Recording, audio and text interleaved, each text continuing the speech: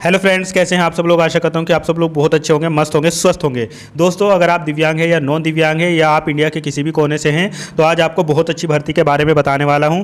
अगर आपने high school किया है या आपने इंटर, ग्रेजुएशन, पोस्ट ग्रेजुएशन, कोई डिप्लोमा अगर आपने किया है तो आप अप्लाई कर सकते हो। अगर आपने केवल और केवल बस हाई स्कूल ही किया है तो भी आप अप्लाई कर सकते हो। आज मैं बात करने जा रहा हूं दिल्ली डेवलपमेंट अथॉरिटी के द्वारा जो वैकेंसी निकल कर आ रही है उसके बारे में। यहाँ पर हम देखने वाले हैं किन दिव्यांगों की कितनी पोस्ट है, कहाँ पर कितनी पोस्ट है, ये सारी चीज़ें हम देखेंगे।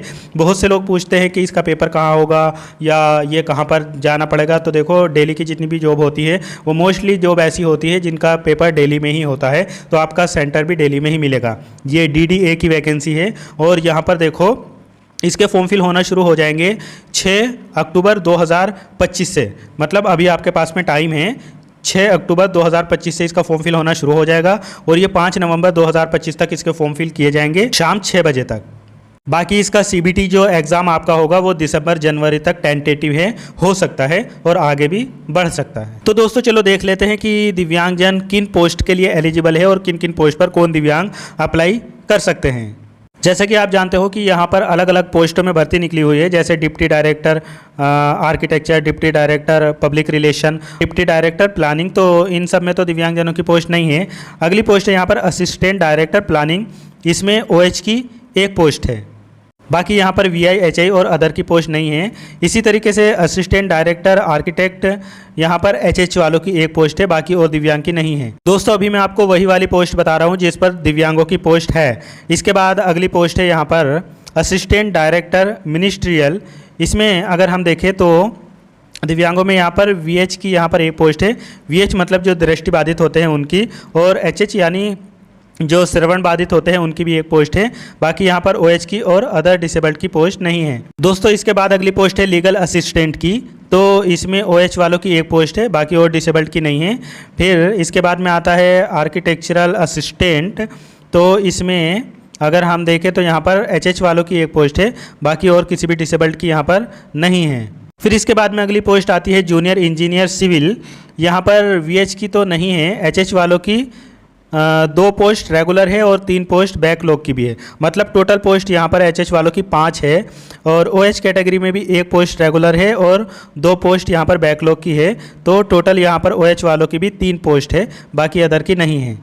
बैकलॉग की जो पोस्ट है वो भी आप ही की है। जिस कैटेगरी में बची हुई पोस्टें होती है उनको एज इट इज़ उसी कैटेगरी में निकाल दिया जाता है, तो उन पोस्ट पर अप्लाई करने के लिए उसी कैटेगरी के लोग हकदार होते हैं। तो जैसे यहाँ पर HH की 3 बैकलॉग में है, OH की 2 है, तो HH वाले में HH वाले ही कर सकते हैं, OH वाले में OH ही अप्लाई कर सकते हैं।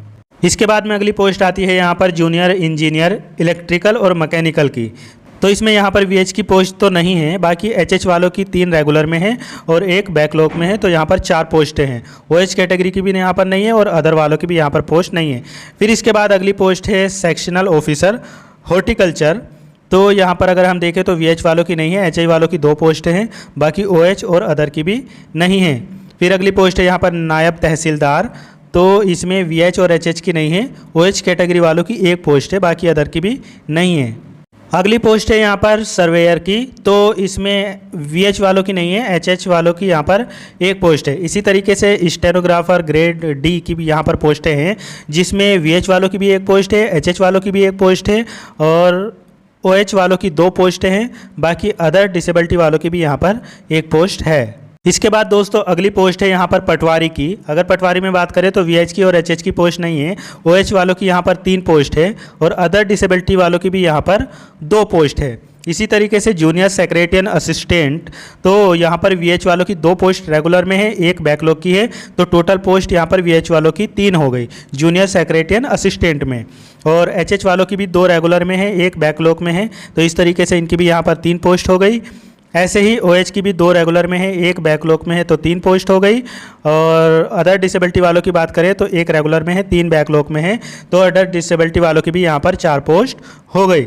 इस तरीके से जूनियर सेक्रेटरियन असिस्टेंट में VH वालों की भी 3 है, HH वालों की भी 3 पोस्ट है, OH वालों की भी 3 पोस्ट है और अदर डिसेबिलिटी वालों की यहाँ पर 4 पोस्ट है। दोस्तों अगली पोस्ट है यहाँ पर माली की, तो माली में VH की पोस्ट नहीं है, HH वालों की 6 पोस्ट है, OH वालों की यहाँ पर 5 पोस्ट है और अदर डिसेबिलिटी वालों की भी यहाँ पर 6 पोस्ट है।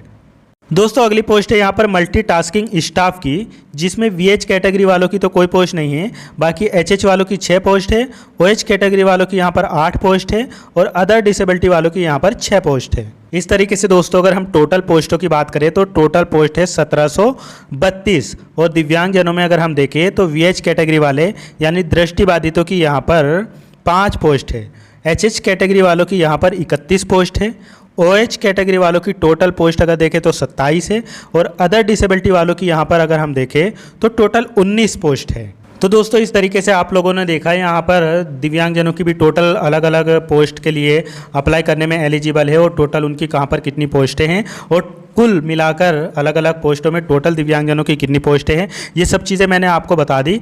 अभी क्योंकि ये फुल नोटिफिकेशन नहीं है, साइट पर जैसे ही फुल नोटिफिकेशन 6 तारीख को आएगा तो मैं आपके लिए डिटेल वीडियो बना दूंगा, उसमें सब कुछ बता दूंगा कि कितनी आपकी फ़ीस लगेगी और किस डिसेबिलिटी में किस दिव्यांगता में कौन सी सब डिसेबिलिटी वाले अप्लाई कर सकते हैं। जैसे अगर हम ओएच कैटेगरी की बात करें तो इसमें क्या बीएल वाले या ओए या ओएल या ओएल वाले अप्लाई कर सकते हैं या नहीं कर सकते हैं, एचएच कैटेगरी में डेफ एचएच अप्लाई कर सकते हैं या वीएच कैटेगरी में टोटली ब्लाइंड या लो विजन दोनों में से कौन अप्लाई कर सकते हैं या अदर डिसेबिलिटी में भी कौन कौन अप्लाई कर सकते हैं, ये जैसे ही फुल नोटिफिकेशन आएगा तभी पता चल पाएगा, तो मैं आपको बता दूंगा तुरंत। और दोस्तों जैसे मैंने शुरुआत में कहा था कि अगर आपने केवल और केवल हाई स्कूल किया है तो भी आप इसमें अप्लाई कर सकते हो। हालांकि इस नोटिफिकेशन में अभी क्वालिफिकेशन नहीं बताई गई है, लेकिन आप खुद ही समझ सकते हैं। जैसे मल्टीटास्किंग स्टाफ की जो पोस्टें हैं उसके लिए आपसे केवल और केवल हाई स्कूल मांगा जाएगा, कुछ भी नहीं मांगा जाएगा, सिर्फ और सिर्फ हाई स्कूल।